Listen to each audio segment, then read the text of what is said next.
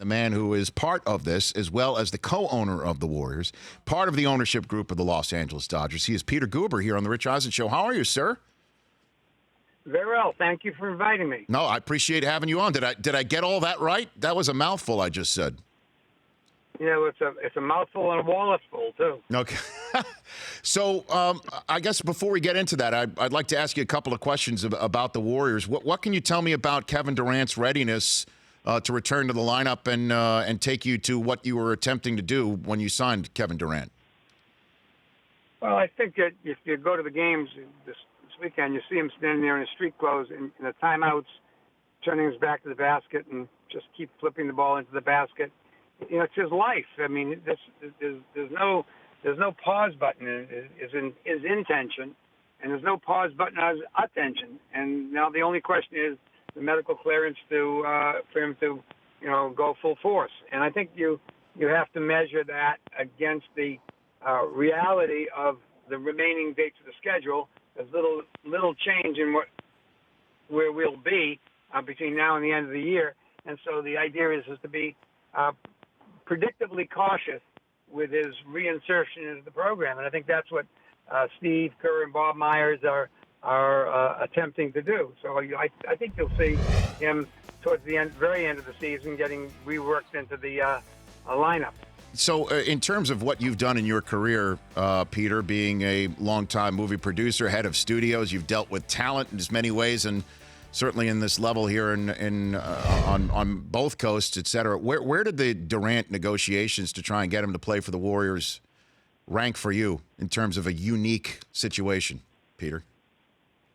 Well, wherever you're trying to make somebody make a macro move like that, a real macro move, their career, they have a lot of advisors, and so you have to manage the process carefully. And you have to be willing to lose, not just to win.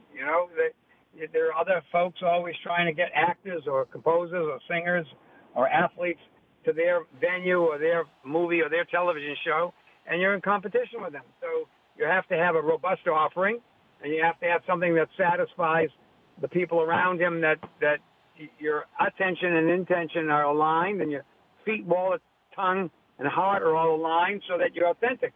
And if you can sell that authenticity of your program and of how you deal with your talent effectively, you have a shot. And just like in basketball, you win some and you lose some.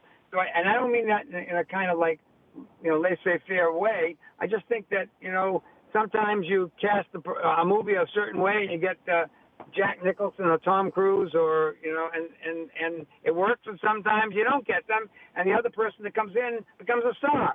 And in this case, Kevin Durant, we had a really good team, really, really wonderful team, playing wonderfully. And Kevin Durant was a piece that we felt was a macro change and a growth opportunity. And so we swung for the fences. And you do that. And when you do that, sometimes you lose. So if you can't lose, you can't win, because you usually don't try. But the point is, we think that we made a good move, and the truth is, even when he went out, you looked at the last 10 games against the teams we played, we did pretty well.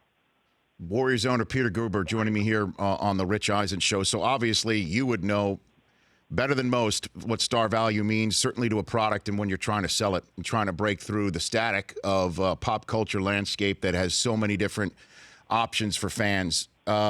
This week, you and the rest of the ownership of the NBA are going to be talking about the concept of resting players. Your coach has done it with star players on the road a handful of times. Greg Popovich has been known for, I guess, being the George Washington, if you will, of this strategy. Do you consider it a problem? Is it something that you are at the forefront of to try and figure out a solution, or you think there's really not much to this, Peter? Well, I think, just generally, when you're in the location-based entertainment business, and that's what basketball is, whatever way you want to, frame it, butts in seats and eyeballs, many devices, you put on the table for the fans. And some take season tickets, and some take individual games, some watch television sometimes and not others. So you have a various kind of constituency that buys into your product, your basketball team or your baseball team or whatever team it is. And so you have to act in some kind of consistent manner so that the people buying the tickets or watching the game have some predictability of what product they're going to see. If I was going to see a movie and it starred Tom Cruise and Charlize Theron, and I went to the movie theater, and suddenly Sarah Boom Boom and Joe Schlepp showed up playing the movie, I would be disturbed. I would be disturbed because you have a certainty in a movie that those people are going to be on the screen. In basketball, I think you can't promise that certainty. It can be injury. It can be just trying to contain the player's life, trying to manage the minutes. There's lots of things that go into it. I think that it's a difficult thing when one fan pays to buy his ticket in a city and doesn't get a chance to see Kevin Durant or LeBron James or Steph Curry or any of the big stars that are luminaries for the sport. It is a problem. But on the other hand, you have to manage their health. They're thoroughbreds. They're really incredibly fine-tuned athletes, and you have to protect them. And I think you have to manage that. It's part of what you do. And I think that the attitude, if it's properly done and properly managed, I think the league is trying to do that. It's part of the vicissitudes of being a fan and being an athlete and being an owner and being a team owner. It's just what it is. Now, I think not knowing about it, 10 minutes before the game is not good. I think you really have to know about it early enough so people can make their own decisions. And I think the television group is especially concerned because they bet on those big showcase games on the weekend towards the end of the year where teams are contending and they want to see, LeBron go against Westbrook or whatever. Have you ever spoken? Have you ever spoken to Steve Kerr about this, Peter? About let's not rest multiple players at the same time. Everybody talks about it all the time. How would you not talk about it? But that's a decision the coach and the GM have to make. You have people that way. You have producers and directors. You run a studio, a big studio like Columbia Pictures or Sony, companies that run. You have to let your people manage your process. You can't be, telling them, how many days every actor has to work. Sometimes it changes. So you have to I think you have to be ambidextrous. You have to look at the situation and be cognizant. That's a risk. That's a risk. But there's also a risk by overexposing your athletes so they're not capable of performing at a highest level in the key games at the very end of the season. So you're balancing those elements. And I'm not Solomonic enough to know what the perfect answer is. I understand the challenges to both sides. Peter Guber, Warriors owner, joining me here on the Rich Eisen Show. Took my kids to an NBA game in Boston when we were out there for a bar mitzvah, Peter. My 8 and 6-year-old, they loved it. And will they be watching an NBA game through VR? I mean, is that what the future is here?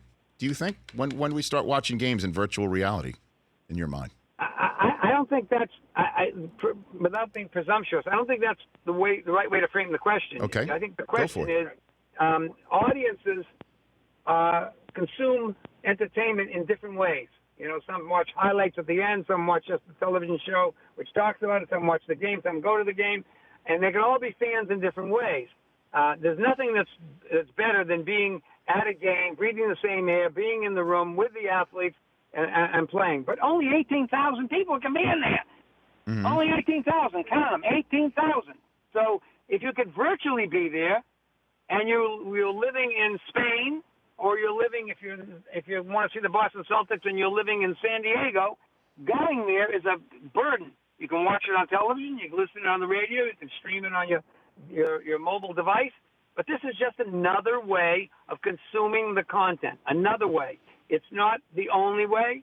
It is a terrific way, and it's an adjunct to television broadcasts. It's an adjunct to radio broadcasts, and an adjunct to being there. It's different. It's virtually being there. The difference is real, though. The difference is real because in all of the other methods, it's a curated product.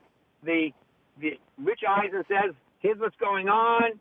Look at this," and the director cuts to that, and the director cuts to this, and there's a commercial break, and then you have somebody talking about the halftime. When you go to the game, you are the director, the producer, the writer. You are narrating the game yourself. You are actually more of a participant than a passenger. And that's what virtual reality does for you. It puts you in the driver's seat virtually. You're sitting next to the scorer's table, and you're watching it from that perspective, and you're looking around, seeing the fans, you're seeing everything that's going on. You're consuming and experiencing the product in a unique and different way. This is a resource and a tool. Will it replace television? Absolutely not. Will it replace going to the game? Absolutely not. Will it bring more fans globally and even nationally to enjoy another kind of experience with an NBA product, a team product? Absolutely. And I think it will only encourage them to go to the game, to watch it on television, because those are different experiences. So we need an organization, the NBA, or a team like the Warriors. We need to be digitally fit.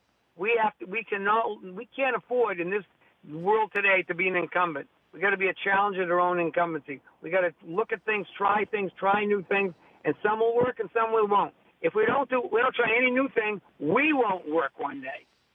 At nextvr.com/NBA to learn more about all of this.